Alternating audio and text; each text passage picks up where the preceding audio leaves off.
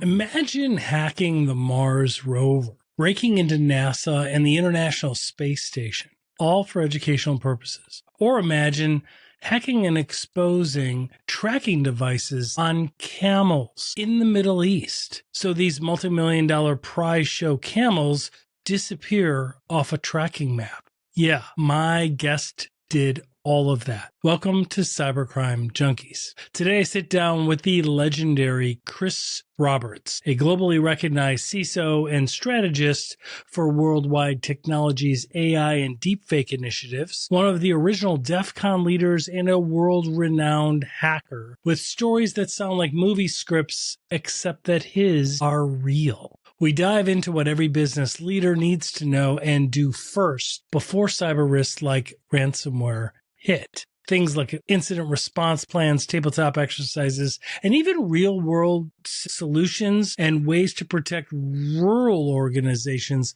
and smaller organizations like rural healthcare systems and some small businesses. This episode is eye-opening, practical, and unforgettable. Let's get into it. This is Cybercrime Junkies, and now the show. Look, let's be real. Cybercrime is everywhere. Data breaches are hitting headlines constantly. I started Cybercrime Junkies for two reasons. Because true crime stories are addictive, and because leadership can be learned, and great leaders need to understand cyber today without all the technical jargon. So do us a favor, smash that subscribe button. Join a community that's done with doing things the way they've always been done. So let's get ahead of the threats and become the kind of leaders who actually stop them. These days, being informed isn't optional.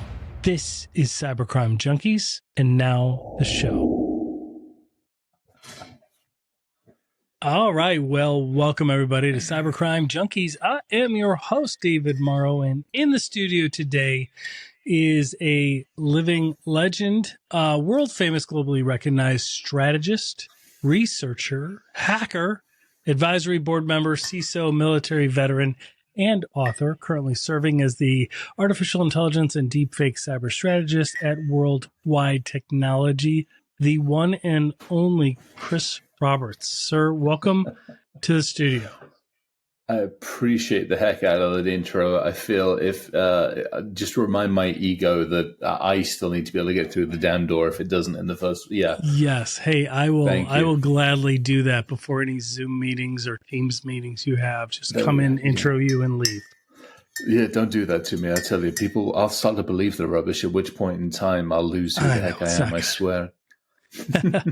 So how have you been? You've been doing well. You've had a lot of changes. I see you're doing a lot of work, a lot of speaking events, keeping busy, I see. Yeah, keeping very, very busy, which probably isn't a bad thing. You know, to some degree, it's nicer to be busier than it is twiddling thumbs, wondering what that guy meant to be doing. Mm-hmm. So it's good. It's definitely, as you said, definitely different. A lot of change over the last 12 months. You know, changed locations, changed jobs. Yeah, you moved from Colorado to Missouri area.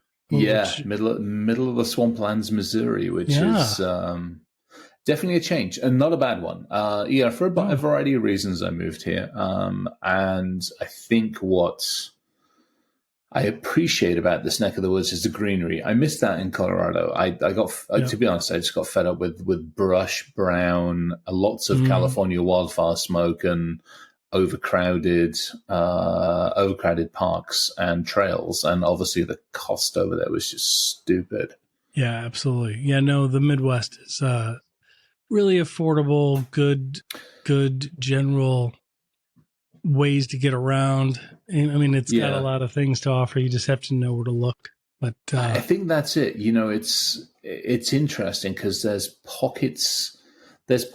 You know, I remember going up to CornCon. You go up to CornCon, which is in freaking Davenport, Iowa. I know. I'm very familiar with that area. Middle of nowhere. There is the most amazing restaurant known to mankind, Duck City Bistro. It's just I don't know what the heck they were thinking. I mean, I do know because I talked to the chef, but it was amazing. But it's like here, I've got more diverse food choices and cultural choices here in, St. Louis neck of the woods. I'm south of St. Louis than I ever got in Colorado. I'm just like, stuff like that unless you know, you just ignore it. Yeah, I think a lot of it is just, I don't want to say like the media. I just mean just common relationships and things. People just always assume the coasts and the bigger cities have all of it, and like the Midwest is just cow tipping on the weekends. And I'm like, in cornfields. You guys would need to come here and stay a little. It's a little different than that. You say that. I don't want them. I know. It's a good point. Yeah, it's a good point. There's a reason it's special here. Well, I mean, that was Colorado was. I mean, I got sent out there brought out there in 05, 06-ish. So 20... that was a pretty long stint. Yeah, you were out there for a while. Yeah, now I move about every 6 months. Right. But I was out there for a long time. And I saw it. Even when I went out there, I felt guilty. I'm like, I'm sorry I'm coming to Colorado. And it was still relatively quiet and civilized, but yeah, I mean, I feel I have a level of pity and empathy for people that grew up there and, they've seen their fields turned into Starbucks basically. And I'm like, yeah. Yeah. I mean, there's that constant demand for consumption that Americans have, and this, the constant demand for development, and then a lot of good history and a lot of good tradition goes away. But that's where cybersecurity kind of comes in to kind of protect. Hey, so one of the things, and I've clarified this numerous times on our podcast, and one of the things you taught us when we were first starting this podcast, which was phenomenal, was the concept of a hacker, right? Because so many people, business owners that we speak with, leaders in mid-sized organizations, they have a preconceived notion. Right. They just assume that the term means somebody that's going to do harm or that somebody's going to break things. And really what they're not really concerned. Their heads always spin whenever I explain. You're not concerned with hackers. You want to employ them. You want to have them on your side. You're concerned about cybercriminals. You're concerned about threat actors. And they can come in the form of a lot of different things. Some of them may have technical skills like a hacker would, and some of them are just part of organized crime or part of groups, right? Yep. Yeah, very much so. I mean, you start taking a look at organized crime and groups, and at that point you're looking at criminal, adversary, attacker, malicious individual. I mean, to me, it's the same thing. Let's say we have an accountant. That accountant is an accountant. If that accountant goes rogue, we don't look at them as a malicious accountant or a whatever. They're a criminal. It's whether they're white collar or blue collar. Behind the actions. And that's it. It's like if you've got somebody who's working on computers, or then they're working on computers, they're a cybersecurity folk like me. I mean, I identify, as you said, as a hacker, but it's ironic, and this isn't deliberate. I realize I'm wearing my redneck science sweatshirt today. And I mean, probably one of I love the guy that does the YouTube videos all over it. When you think about it, that's a hacker. I mean, the crazy stuff that guy does with a bunch of friends out in the middle of cornfields is amazing. But he's hacking, and he's hacking vehicles and everything else. Or he's a mechanic with a flair, shall we say. But it's the same thing. I think it's, it drives me nuts more often than not when in our own industry. If it's somebody from business or if it's a person on the street, I can forgive that 100% because they've seen the media, they've listened to the media. But if it's somebody in our own industry, I took somebody to task over it. Just calling them hackers. It doesn't make sense. Yeah, it's frustrating. It's terribly frustrating. I took somebody to task over it the other day. It was like a new startup company that was advertising for people. And I'm just like, hey, you're beating up on the very people that started this industry. And they're like, well, we'll call them black hat. And I'm like, really? You're going to go there in today's level of sensitivities. You're going to say white equals good, black equals bad. Yeah, probably not the best approach. Exactly. To you the might hat want to think. color, right? You can just say threat actor. Like everybody knows what that is, or or cyber criminal. Everybody knows what that is. Exactly. Right? Yeah. Very, very much so. So I think it's one of those. I didn't even think about the black hat, white hat thing. Oh, jeez. Yeah, Well, that's good. We didn't years ago. When you think about it, black hat's been going 30 odd years now. Yeah. When you think about it, it was a black hat. I identified as a grey hat. I mean, one of my license plates on one of my cars years ago, and I still have the plate, was grey GLY hat. That's great. But you look at today's society, and the last thing I want to do is stand up on stage and go, white hats are good because they're white hats, and black hats. Let's not do that. We've hopefully learned a little bit. So tell me I'm excited about your new role. So AI and deepfake strategist. I've got in, and this taps into the hacker mind. The hacker mindset is one, at least to me, that is early adopter of technology, finding ways to change technology and really see all the different things that it can be done. And, we see that approach in other fields too. Like in medicine, there's a medicine that's pushed to market to do X, but then they find it's able to do Y because people were creative with it. Yes, and now now you can use it for multiple things. Very similar to technology. A new technology comes out and it's pushed to market a certain way, but then you can, turn it, leverage it, break it, reconstructure it, right? Reverse engineer it. And now it's used a whole bunch of different ways. AI and deepfakes are something I've been just researching and delving into for a couple of years now. I mean, I remember the first FBI alert to them was like back in 2020 and then they had a follow-up one in 2022 and nobody was even talking about them. I think because generative AI wasn't out yet. But I think that in the last 2 years, that has absolutely taken over things.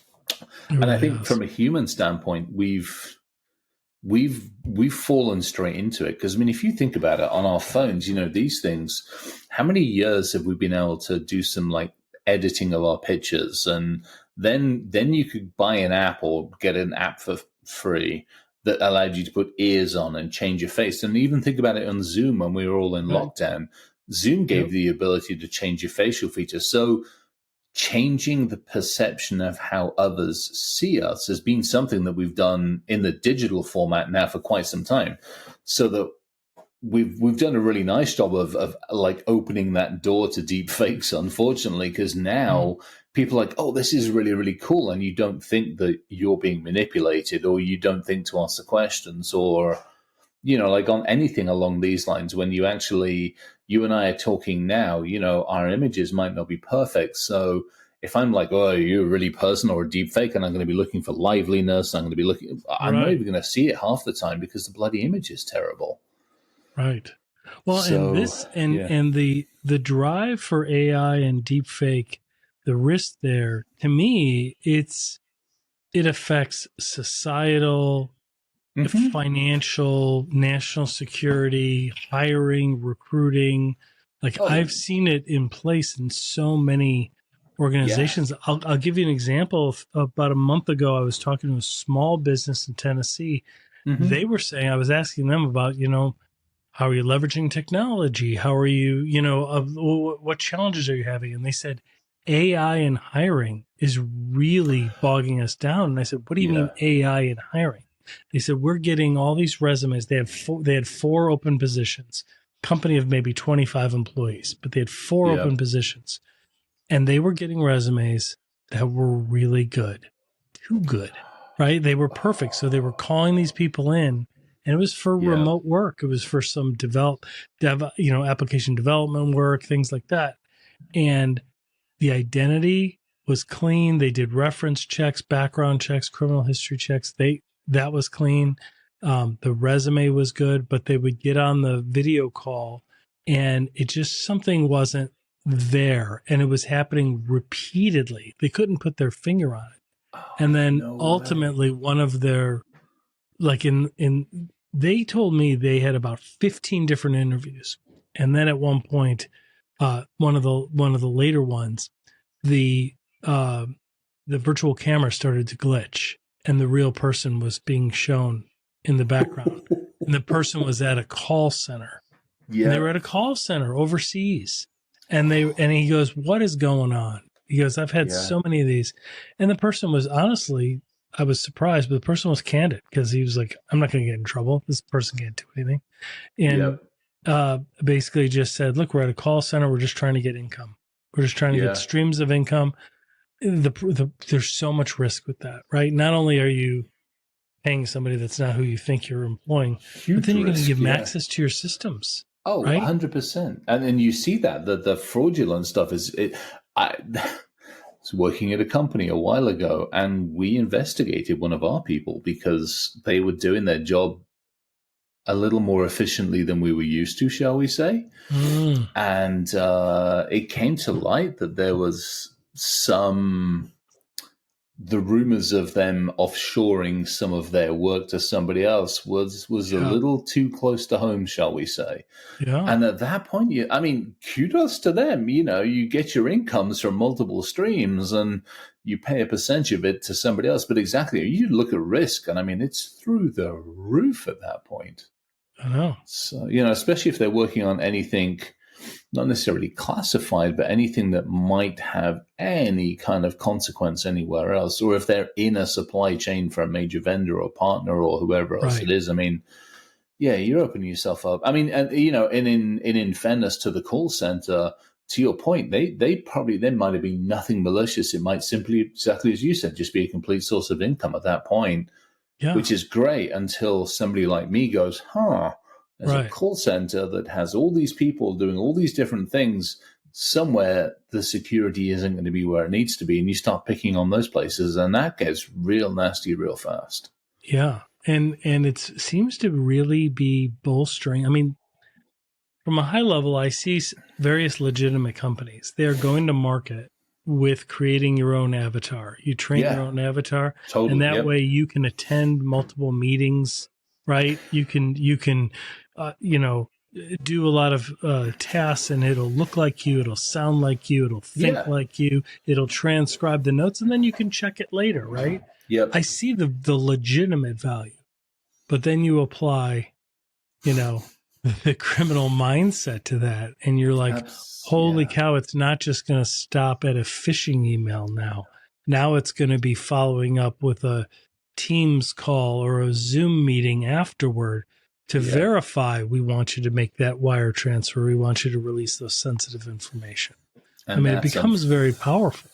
Oh, absolutely. Because it's like anything. It's, we're at a point where we have some level of cynicism when it comes to inbound emails, inbound text messages. Right. But we haven't built that cynicism up when it comes to visual connection, whether it's in person, obviously, or if it's digital like this. And let's face it, deepfake is doing nothing more than social engineering's done for a couple of thousand years at least. Yeah, that's exactly right. It's really, in the deepfake detection, as far as I know, and I wanted to get your take on this, the deepfake detection doesn't seem to be as advancing as quickly as the deepfake use. Yes, 100%. Is that a fair statement? More than a fair statement, yes. Unfortunately, once more, our adversaries have gotten a pretty decent leap on us on this one. And I don't see that closing anytime soon. Now, I caveat that. So upside of what I'm doing at WWT is I get to talk to all the vendors and suppliers, and there's a bunch that are working on it. And I think this is where, again, our industry tends to shoot itself in both feet, because let's say you and I have a bright idea about how to stop deepfakes on this, rather than you and I collaborating and, we go back to what the essence of our industry used to be, which is like, hey, I got this really cool idea. Let's collaborate on it. And we solve shit. That used to be what we did. Now it's like, well, if I keep my idea to myself, I can make some money on this, and you do the same thing. And all of a sudden there's two of us doing the same thing. Right. Our industry, I done WWT with a spreadsheet. I had 70 odd vendors that said that they did deepfake, and most of them had a really good talk about it. Not many of them were actually doing much with it, and even fewer were doing anything that I would call novel. Now, I caveat this by saying this past Friday, I sat down and had a really, really in-depth conversation with a company who I'm like, didn't expect this from you, but I'm glad because you've always had a history of innovation. And so we're really going to look very, very closely at who we have in the mix and probably to make some changes because we're out working with a bunch of companies on, I'm not going to say solving this, but on tackling this to an extent more than just crossing fingers and hoping people can actually spot it. So that's the plan. Stay with us. We'll be right back. Most business leaders have a fatal flaw which results in their growth being interrupted or stopped terminally. They ignore the mountain they're about to crash into, distracted by the focus on revenue growth. Until it's too late. Don't become another fatal business statistic. Keep your cybersecurity modern so you can grow without interruption. Stay competitive. Get NetGain. Stay focused on your growth and funding. While NetGain keeps your technology always available with expert-level cybersecurity services to stop breaches in their tracks, all at a fraction of the cost of managing it yourself. Don't wait for a technology disaster to interrupt and cripple your growth. Speak with a specialist today. Contact NetGain Technologies today at 844-777-6278 or reach out online at netgainit.com. That's 844-777-6278 and netgainit.com. Grow your business uninterrupted. Contact NetGain today.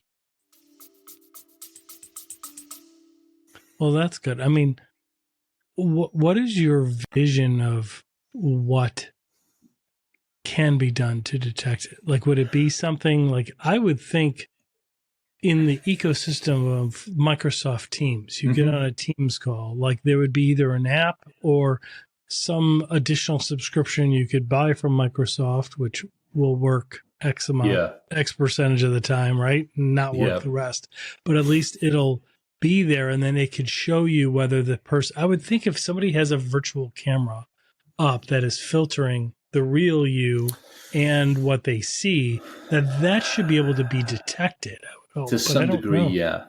And I think this is where it gets interesting because to your point, I don't want to say too much at the moment, but so many of the companies are focused on solving Teams or WebEx or where the users Slack are actually using or any of this other stuff. What they haven't done effectively is isolate the signal. So what we're doing and what we're building out is as the signal comes in, so whether it comes in audio, video, text message, whatever, the data gets enriched. So there's a bunch of companies out there that do data enrichment.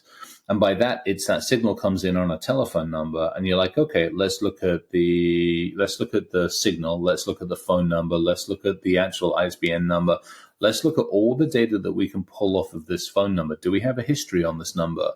This number has called us in 10 times in the last 24 hours, and we've had issues with it, therefore, maybe deal with it. Or, hey, this is an existing client, a high net worth client, or coming into a call center client, where, hey, we've seen this number and they've traditionally done these actions. So let's remember that. And now let's do a comparison between these actions and what the heck they're asking for now. Is there a similarity or is it going completely on tangent? So there's some really cool stuff, but it's not a single point solution. It's not like going out and saying, hey, I want to go buy this solution because it's such an early part of time in the industry. I mean, we're back to basics on the security stuff. We're back to everybody making stuff up. So putting one solution in place might be great for now, but in 12 months' time, it's going to be outdated, kind of like the early days of antivirus. So what we're doing is looking at frameworks like, let's look at signal enrichment, let's look at audio, let's look at video, let's look at decision matrix for the business and all this stuff. And so finding that's a more acceptable way of doing things, and then just targeting like the low-hanging fruit. So that's phenomenal. So is that what you guys are? Tell me about your role at WWT.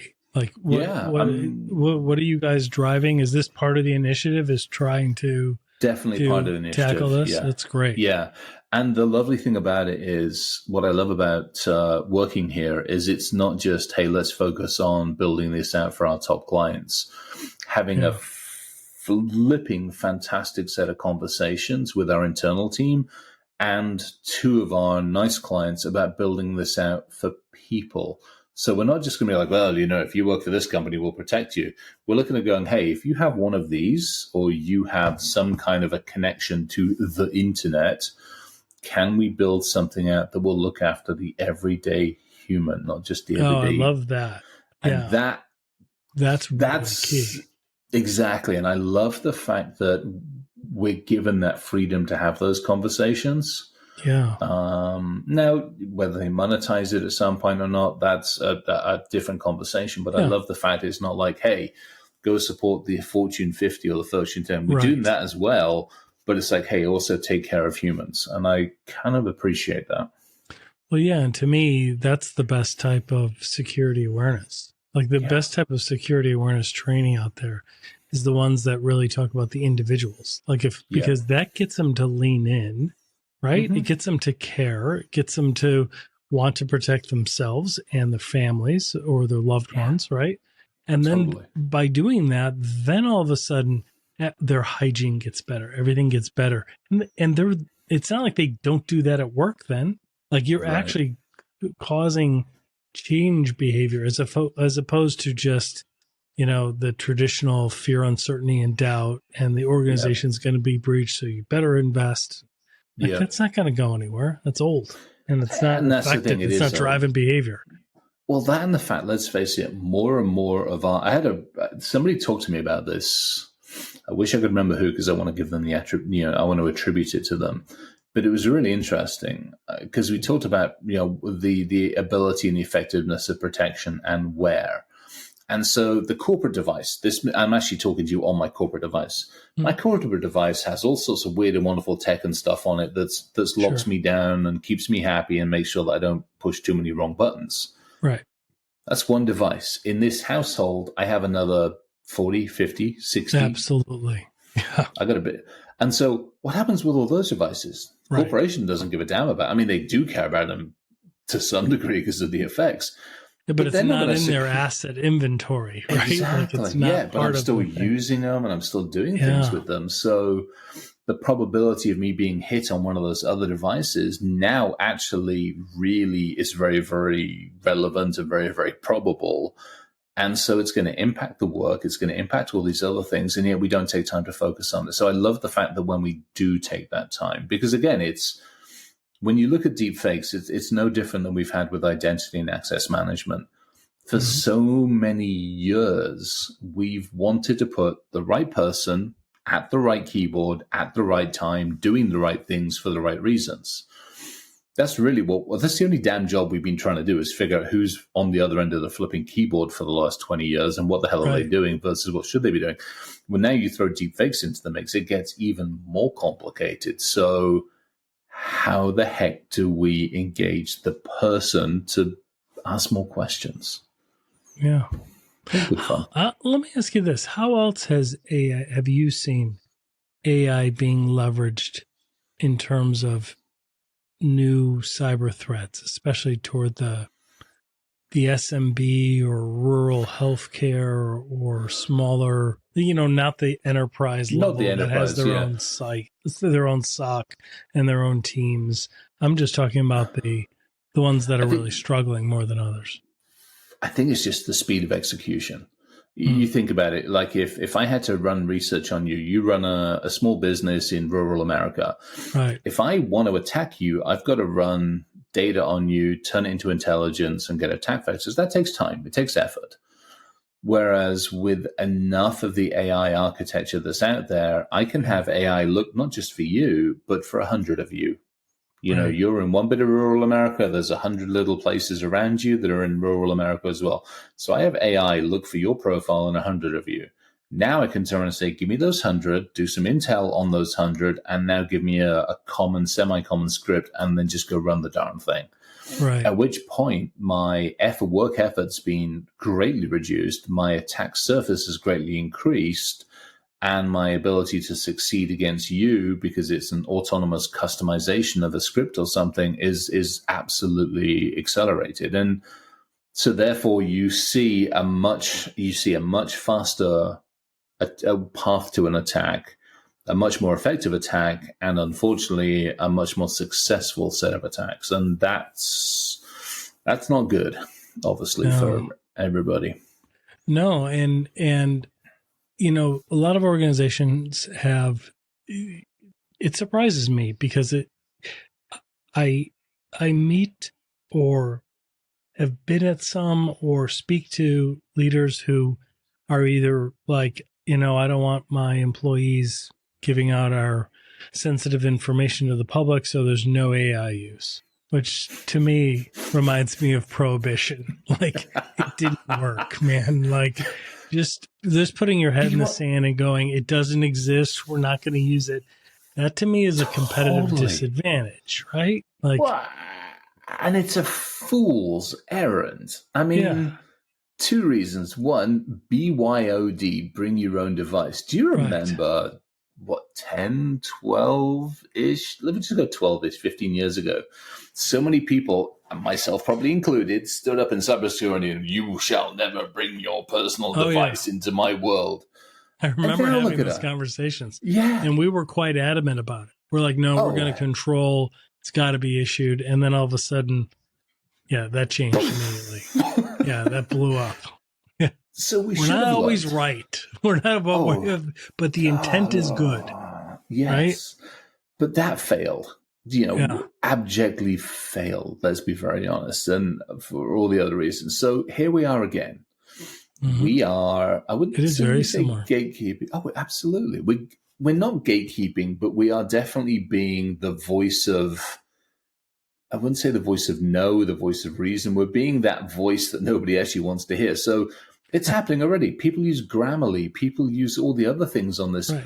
People have been putting little fake things on people's faces and stuff for the last several years. Y'all have got AI, whether you like it or not. So it's not a case of just turn it off because you're not going to be able to. It's like, what do you do about it?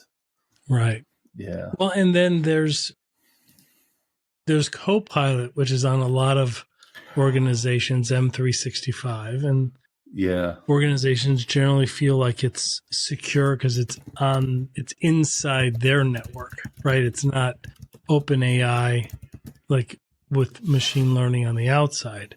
But how accurate is that? I mean, I think it's like anything.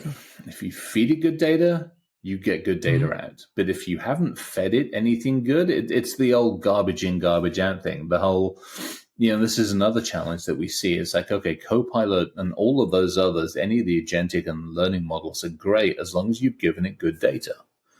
Right. Have you given it the right data? Have you fed it? Where is that data going? Is it, Copilot keeping it locally, or is it chucking it out to the internet like ChatGPT in most cases and going, hey, I'm just going to add you to the, to the Borg, shall we say? And so when you look at it that way, I've used Copilot. We have our own. So WWT's got Atom, which is actually a fantastic little beastie. But again, it's only as good as the data you feed it. And so if I can get to the data set, can I poison the data set? If the data you fed it isn't immutable and people are changing it or editing it, or nobody's done any checks and balances, or you have no data handling standards, how do you know the type of data you fed it? And so we've gone back to some basic questions that we haven't addressed, and we haven't addressed them for years, and we still haven't addressed them, and yet we're adding more stuff into it. And then we're trusting the data that's output from it. We're either telling others or we're making business decisions on it. And that gets a little hairy at times. Stay with us. We'll be right back. Hey there, Cybercrime Junkies. Got a question that keeps you up at night, or ever wish you could hear from a specific guest, or have a true cybercrime story you want us to investigate? You can now text our studio directly at 904-867-4466. Don't be a stranger. Text us at 904-867-4466. Don't miss the chance to be part of the conversation. Text us direct at 904-867-4466. Well, and I've heard that some attacks have happened where they're starting to leverage the internal Copilot or the internal AI. Like if they get in through another vulnerability, social engineering or a software vulnerability, a network, vulnerability, and they get in, they can ask the internal AI gather up this sensitive data, or where is it located? Where is it? Oh, yeah. Where is it? Like, take a look at the network configuration and show me exactly the path to get there. So that's pretty real, right? You've seen that Yeah, too? that's real. I've seen that attack vector too. And what's interesting is sometimes the AI is sensible enough not to hand that over. So then you ask it a different way, or you bring it into this. There's a fascinating field which we've been messing around with for a while, which is they call it like an illusionary type of an attack. So, how so? What do you mean? Oh, it's beautiful. So let's say this is social engineering. This comes straight back to social engineering. Let's say you're the guard on the front door, of your company. You're the AI prompt. You're the guard on the front door of the company. And I come knocking on your front door and I go, I say, could I have the network map? And you're like, the hell no. Who are you and why are you getting it? I'm going to get that every single way. If I ask you in 6 languages or ask you in ASCII or whatever, I'll get the same answer. But if I come up to you and go, I'm ever so sorry, I'm lost. You see, I'm actually building this thing over here. And I've got an amazing thing. And Fred over in the engineering part really, really needs this piece in there. And I've got to put it somewhere. And you're my only hope. You're my only way of solving this. I really need your help.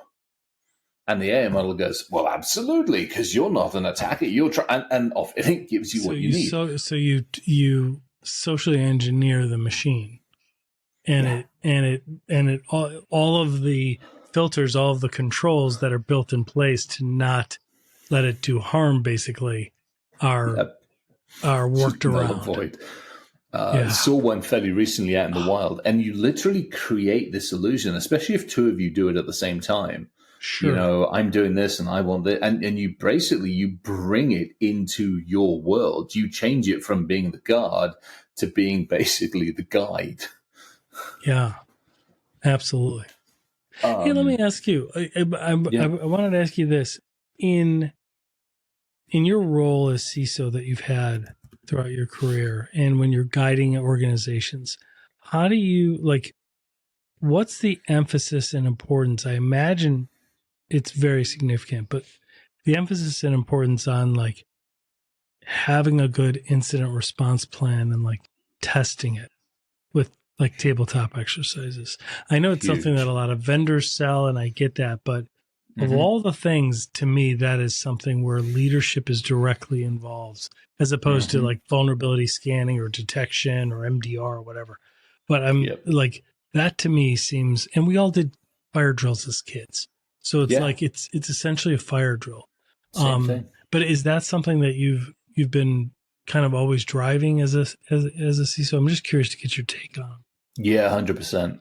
And actually, the irony of this, I just came back from CISO Pineda's, the CISO XC in Dallas. I ran the tabletop exercise.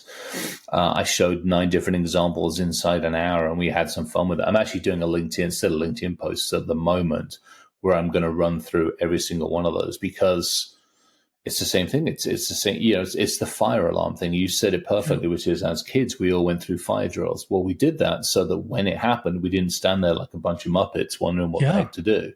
When every minute counts, that's not the time to train somebody of what they're supposed to do or figure it out, right? Well, that's the thing. We do that to ourselves. It's computer's not working. This isn't working. The alarms have gone off. Oh no, it's an incident. What do we do? I don't know. Let's reach for the A to Z. Who do we call?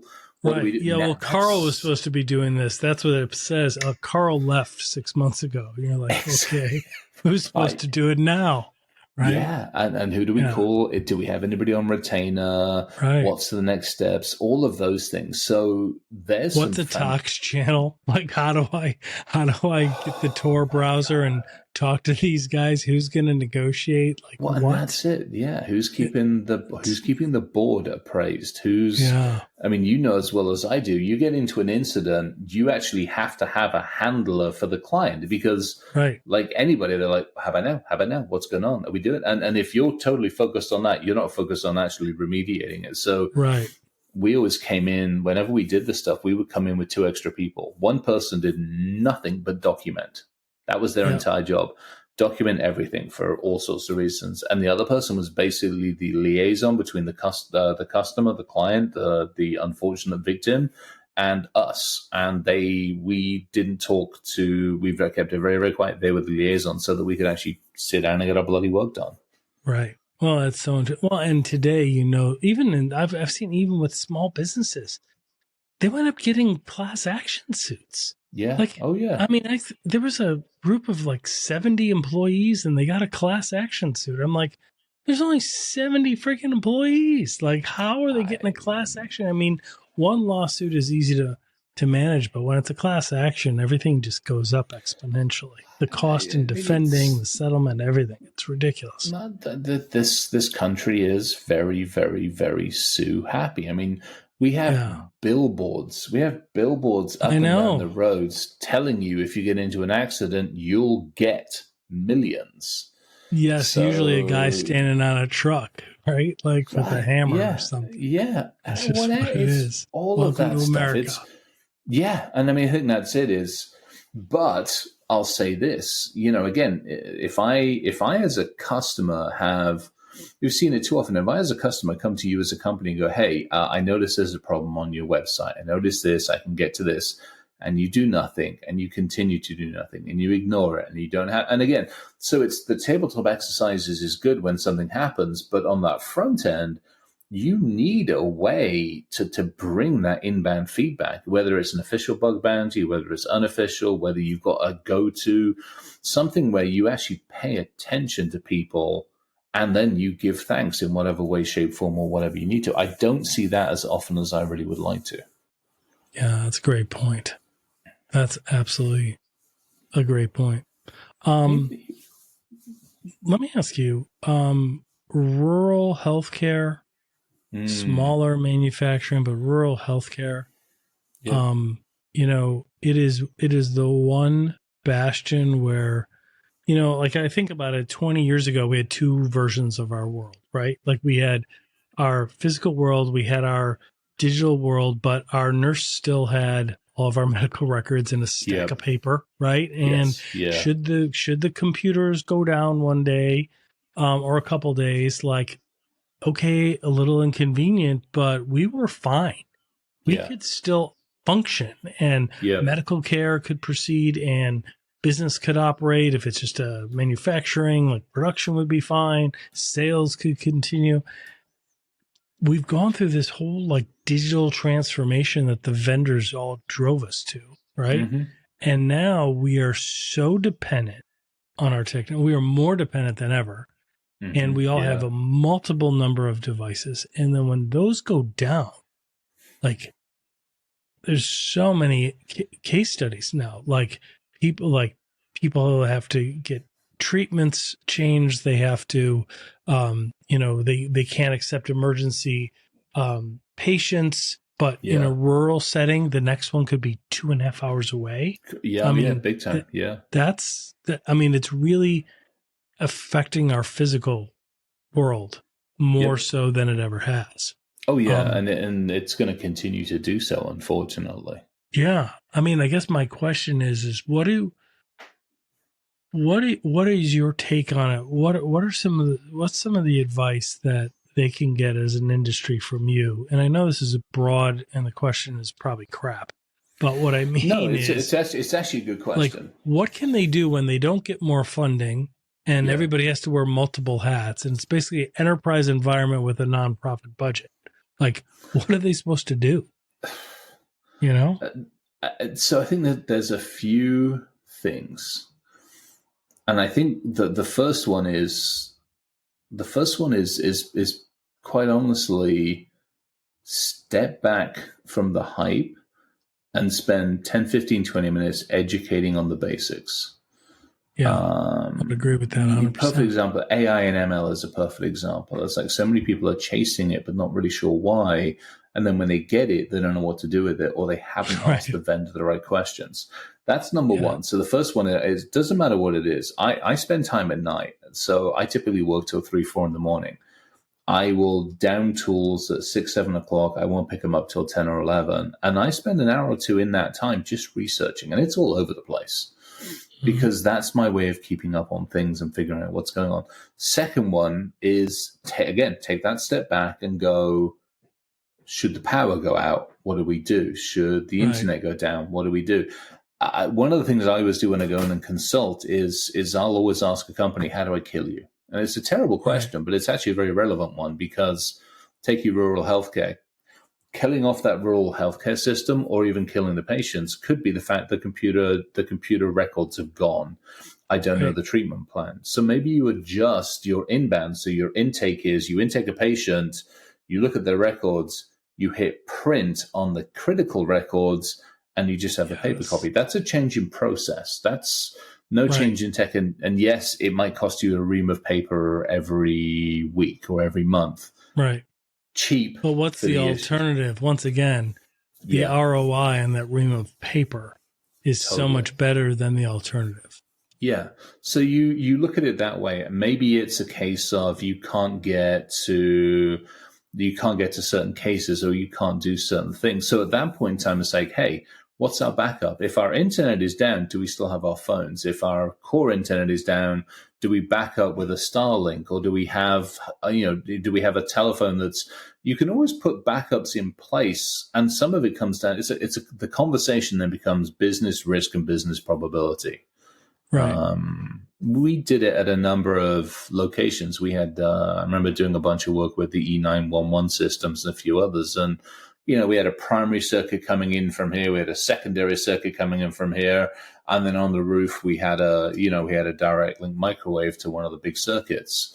And then you test it. You do the tabletop. You're like, hey, somebody crashed into the roadside one over there, which takes that one out. How far back is that? Oh, shit, we've lost that one too.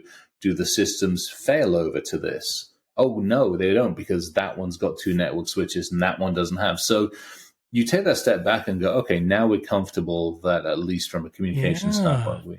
Well, and so what's significant? Yeah, Chris, that's brilliant. I'll tell you, because what it does is once again, the hacker mind, you probably aren't even aware that you're doing it. So let me explain it to you. So you're really starting from worst case, start where it matters most. You're prioritizing, like start with how do I kill you, and work backward, meaning most organizations are focused on what the vendors are driving. Oh, the new firewall. Oh, the new vulnerability scan, leveraging AI, of course, because everything has AI. And they're going and they're spending their time looking at that, rather than, how about if we say everything's out? How do we still function? Do we have a paper backup? Do we have an offline digital copy that if something happens, we can at least see what medications these patients are on, or at least do something so that we could still render some care, right? Yep. That's really smart, right? Like start from the impact, start from boom, and then work backward in terms of prioritization. Because that's really good, because then even if they don't have the latest and greatest in vulnerability scanning or firewalls or whatever everybody's selling, right? At least they are prepared. Right. And that's all it comes down to. I mean, that's for the most part, that's it. We do it with homes. I mean, it's the what if scenario. Perfect. I've got flashlights all over the place here. Now, some of them are regular batteries. Some of them are USB. So the USB ones, I actually have a calendar reminder once every 2 months. Check the USB flashlights or torches. I've got firewood. I've got a cord of firewood, half outside, half inside. All of the stuff along those lines. It's even just the simple stuff like, what happens if, I've got primary, secondary, and tertiary communications in and out of here. So it is just sitting there and doing that scenario. It's like, okay, if you can't bring more patients in, not acceptable, but maybe you can get basics. Right. What's the basics? And if the basics are, hey, we have a totally offline triage unit that we can do the simple stuff with, then brilliant. At least, and here's the thing, you might not be able to fix them, but can you keep them alive? Right, until they can be transported or until things come back up. Yeah. If you got a patient that's coming really in that's got an hour of lifespan left based off of your standard diagnostics. You know you've got 2.5 hours to get there, fly to life or whatever. Mm-hmm. What do I need to, within my field and within this, what do I need on hand that is not directly connected to the internet that will enable me to be able to do more, to extend that window out for a couple of hours or triage? That's fantastic. That's great. So here's the thing. This comes from the military mindset, and this is what we always used. I mean, we always had field kits, trauma kits. We always had trauma kits, and the trauma kit wasn't to actually get us all perked up again. The trauma kit was until fucking 9-line turned up in behind scenes, or until we could limp somebody or carry somebody back, and they could officially be patched up. That's all you're doing. Right. Yep. It's just initial triage. It's first line of defense. Yeah. Just to stop the bleeding and stop hemorrhaging. Yeah. If you haven't practiced it, you're going to be running around like headless chickens. So back to the tabletop. And it doesn't matter. And the reason I did a whole bunch of these last week was I'm trying to show people these tabletops can be done in 10 minutes. They don't have to take long. To me, they're all it's like a living, breathing, racy document. Like, like responsible, accountable, who needs consulted, who needs informed. And it's like scenario 1 happens. Go. Yep. Like who does what, where, and then the next phase of it, who does that shift. And then you go to the next scenario and you can cover a lot of scenarios. Absolutely. Yeah. That's brilliant. Well, hey man, I always appreciate speaking with you. You're just a fountain of wisdom. What is coming up? What's on your horizon? And then you have to leave me with like the coolest DEF CON story you have, or one of the coolest things. Like I learned from you about like them hacking John Deere tractors. Now I can never look at a tractor so the much same fun. way. Yes. So much fun. Like, I think sorry, go for it. What am I up to? All sorts of No. Let's get to the cool hacks. So tell me about those, and then we'll end with what's on the horizon for you. I think I was out in the Middle East at it was actually a Black Hat, not DEF CON for a change. Black Hat and MIA, Middle East and Africa. It was fantastic. Yeah. And I'd been out like the previous year, and I'd taken out ships and a bunch of other stuff, and they're like, "What are you going to do this year?" I'm like, I ended up going after His Excellency's camels. I hacked the camels. So much fucking fun. How did you hack the camels? So much fun. So ended up figuring out that the camel herders use online telemetrics, online data logging and monitoring for these camels. And some of them have got pedometers on, and some of them have got like chips in the ears, RFID and near-field comms, a whole bunch of other stuff. It's fascinating on this stuff. But the fun part about it is our friends over in the Far East had taken this database and taken the idea, and let's just say they'd modified it and made their own. So I got into the satellite system that was running our Far Eastern Chinese version of it, and I noticed that they were monitoring a whole bunch of camels, basically on the steppes of Mongolia. And I actually ended up tracking the guy down. The guy go out on his motorbike with his little system, hooked up to his Chinese satellite, and figure out where all those flipping camels were. Absolutely brilliant.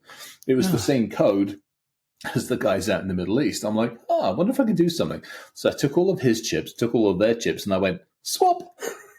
Oh my gosh. Oh yeah. So this is where it gets interesting, because now you have, and I didn't realize how expensive these camels were until after I put it up on screen and we talked about it. Yeah, beauty pageant camels, multi-million-dollar things. So what happened when we were talking about this, the gentleman and the folks all in the front seat were looking like, what the heck did he just do? Apparently somebody called their chief camel herder and was like, where the heck are our camels? And the camel herder looked out and he's like, I see some of them out there. And then inside, he looked on his database and went, they're all in Mongolia. They're all, At which point, what do you believe? Do you believe the physical or do you believe the digital? Oh, that is phenomenal. That is phenomenal. When we last met, you shared with me how, was it a B-sides, I think, maybe in Michigan, that you were at when you had hacked the Mars rover and played God Save the Queen? Oh my gosh, yeah, that Gurkon up in Grand Rapids, Michigan. That's it. Yeah. Oh my gosh, I love that one. Between that one and CISO Pineda, CISO XE, two of the best like conference series is. There's some fantastic ones. You've got CornCon, you've got so many good conferences, but Gurkon's like a home. It's so much fun. That's just phenomenal. And you didn't cause any harm. You didn't get any trouble. Like it was just. I got yelled at as I normally do. Yeah. Well, actually, I had fun with the James. But it's better to ask for forgiveness after, isn't it? Like after you've done it live for 60 people or for 100 people, you're like, hey, let me explain. It was just a demonstration. It's education purposes only. I was watching the James Webb Telescope as they were putting that into space and sorting it all out. And for a while, NASA had the cameras focused on the people's screens and their keyboards.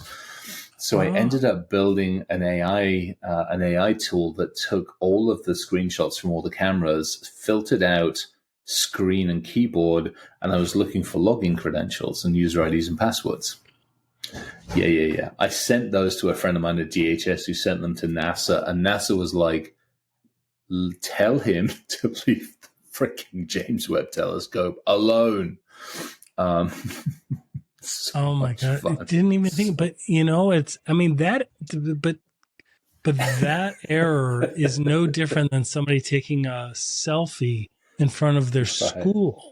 Right? Yep. Or in front of, it's just people aren't aware of what is actually being disclosed. Right? It's because we all want to go into these things with good intent. I think this is where I feel bad for it. We all want to go in with good intent. And for the most part, I love the idea of what we're doing with intelligence gathering and learning models and agentic. I think it's fantastic. But not everybody in this world is good. And I think that's where it gets frustrating is, go in with good intent, but also, it's it's assume the best, but plan for the worst kind of mentality. Yeah. And I wish we would do more of that. Absolutely. So what's on the horizon? Are you doing some presentations, speeches coming up? Yeah, got a few coming up. Meant to be going up to Canada Land again, talking to some fantastic folks at RCMP, Canadian Mountie People. Got a bunch of other talks here. WWT is doing a bunch of AI days in a bunch of cities like Denver and a few other places, very cool.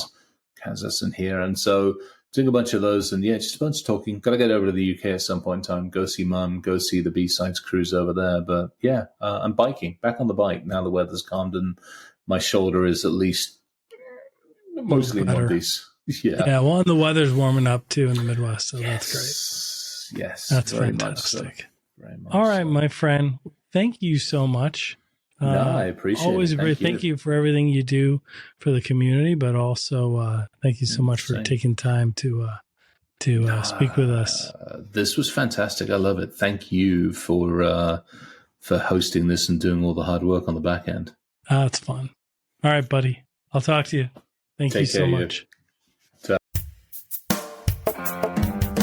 Well, that wraps this up. Thank you for joining us. We hope you enjoyed our episode. The next one is coming right up.